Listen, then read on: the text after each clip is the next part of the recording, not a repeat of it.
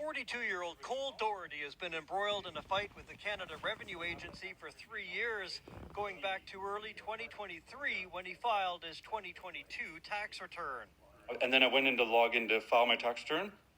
It said, nope, there's already a tax return in progress. And I was like, okay, well, that's weird. And it would soon get more weird from there. And then I think it was a month later, I got a letter in the mail saying, we filled in everything.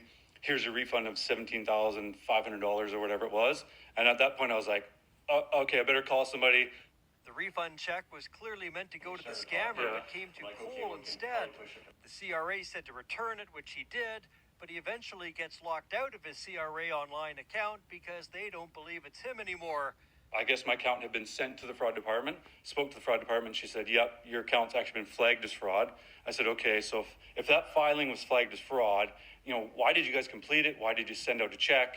And she's like, I don't know. And I said, okay. She's like, that's not my department. She's like, but your account's been locked. You can't access it. It goes on for years as he tries to prove his identity. Then out of nowhere in February 2025, he gets a letter from a collections officer at the CRA saying he owes a lot of money. This was literally the only letter. So at that point, I owed them almost $50,000, and then that was the only letter I received from them. Which he didn't, of course. Eventually, the $17,000 bogus check gets credited off the $50,000, so the amount supposedly owed drops to just over $32,000. You still owe $33,000. Within 2 weeks, we're going to seize everything, freeze your accounts, hold your money, garnish your wages, everything, and take legal action against you. Obviously, I was losing my mind. That's when Cole decided to call Check News last week, and almost immediately after we start making inquiries to the CRA about his situation, Cole finally gets results.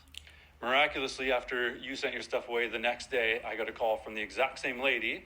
Within minutes, literally on the phone with her, within minutes, had access to my CRA account. The same CRA worker who 4 days earlier had told Cole there was little she could do, now also said his 2022 tax return would be finished within a week. 4 days before, she could not help me out one bit. Had no, literally 5 minutes on the phone. It was done and dusted, and now I can hopefully move on with my life. CRA says for privacy reasons it can't comment specifically on Cole Doherty's case, but adds it has implemented security measures to protect taxpayer information.